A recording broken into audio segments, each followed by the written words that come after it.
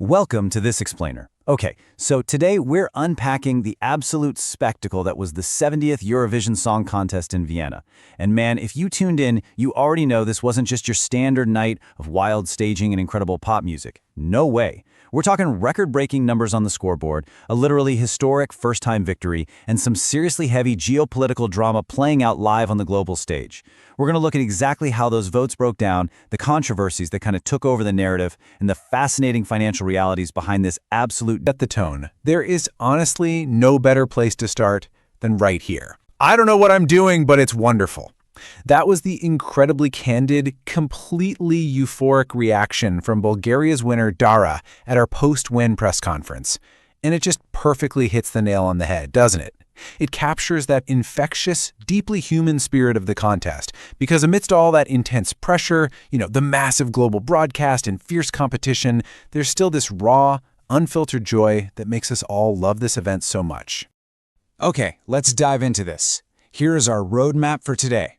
We'll start off with Bulgaria's historic first victory, then breaking down the scoreboard. After that, navigating the 2026 controversies, a quick look at the highs and lows, and we'll wrap it all up with the price of Eurovision. Section 1. Bulgaria's historic first victory. Dara takes the crown. So, 27-year-old Darina Yatova, Dara, didn't just squeak by. She completely dominated the grand final with her high-energy track, Bangaranga. Now, Dara is already a massive star back home. Multiple #1 hits, she's even a coach on The Voice of Bulgaria. But this performance? It just catapulted her onto the global stage in a way I don't think anyone entirely predicted. Because what makes Bangaranga so fascinating is the cultural depth hiding inside what is essentially a super catchy global dance pop track. The title itself, that's Jamaican patois for riot. But the song itself is heavily inspired by ancient Bulgarian folklore, specifically the kukri or mummers. These are men who dress up in these incredibly dramatic, elaborate costumes to literally scare away evil spirits and bring good health. And Dara brilliantly blended this ancient tradition, she even featured kukri in her music video, with this modern, club-ready beat. It was the absolute perfect Eurovision formula, culturally specific but just universally infectious. Moving right along to Section 2, breaking down the scoreboard, record-breaking margins in Vienna. Now, what's really interesting about this slide is the 70th anniversary actually gave us some truly staggering numbers to look at. Just look at this massive voting gap. Dara secured an absolutely astonishing 516 points combined from both the jury and the public. That put her a whopping 173 points ahead of Israel's Noam Batan, who came in second with 343, followed by Romania with 296. Let that sink in, a 173-point lead. That literally cements the biggest winning margin in Eurovision history. Plus, Dara is the first artist since 2017 to win both the public televote and the expert jury vote. I mean, it was a total sweep. But as we know, the scoreboard wasn't quite so unified for everybody. We saw this fascinating divergence between the professional juries and the televoting public. You can see this super clearly with Australia's entry. Delta Goodrem delivered this incredibly polished, stellar performance of her song Eclipse. And the expert juries? They absolutely loved it, placing Australia in a tie for third with 165 points.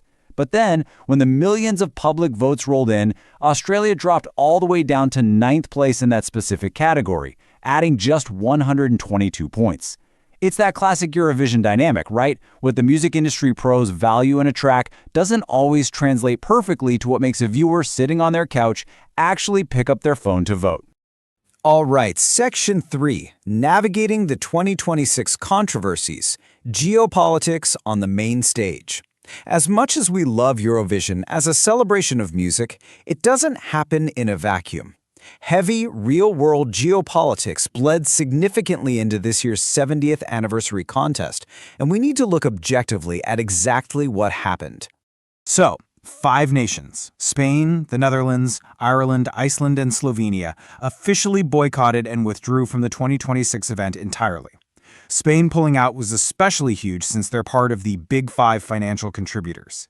The public broadcasters from these nations explicitly cited their protest over Israel's participation amid the ongoing conduct in the Gaza conflict. And we're simply reporting the facts exactly as they stand here. This geopolitical dispute plunged what is usually a very good-natured competition into a massive crisis before a single note was even sung. And you could feel that tension carry directly into the Wiener Stadthalle in Vienna. During the really dramatic unfolding of the audience votes, when Israel's Noam Betten briefly skyrocketed to first place on the leaderboard, loud boos were heard echoing throughout the arena for several minutes.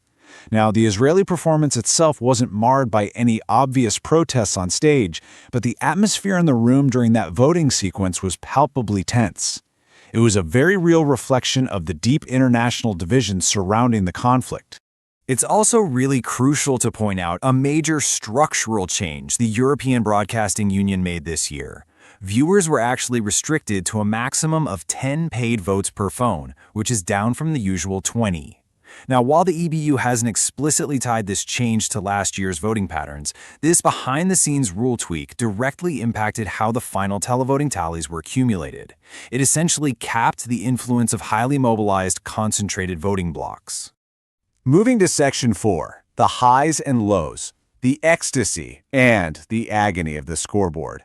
And this brilliantly illustrates that for every record-breaking triumph, there's an equally brutal reality check waiting on the other side of the screen. Yes, that is a solitary number 1. That was the entire grand total score for the United Kingdom's entrant this year. Sam Battle, who performs under the amazing name Look Mum No Computer, got this highly experimental electronic track called 1, 2, 3 to the stage. And out of all the dozens of competing countries and juries, he received exactly 1 single point, courtesy of the Ukrainian jury. And honestly, it gets a little bit more brutal when we look at the public vote. The UK, Germany, and Belgium received exactly 0 points from the audience televote. 0. That is the stark, slightly hilarious, but undeniably painful reality of Eurovision. You're up there performing live for over 100 million people globally, and the voting public collectively decides to give you absolutely nothing. But hey, to his credit, the UK Sam Battle was a fantastic sport about the whole shebang. He celebrated that solitary jury point like an absolute champion. So, let's quickly recap the journey to the top of the leaderboard. Bulgaria took the crown, Israel placed second for the second year in a row, and a huge shout-out has to go to Romania, grabbing third place with Alexandra Kapetenescu's absolutely incredible pop metal track, Choke Me. And of course, Australia's Delta Didrum gave a totally formidable performance to secure a very proud fourth-place finish with Eclipse. Now for our final section, the price of Eurovision, the financial realities of hosting and winning. So, the crucial point is, what exactly is the reward for surviving the controversies, beating the odds, and winning the biggest music competition on the planet?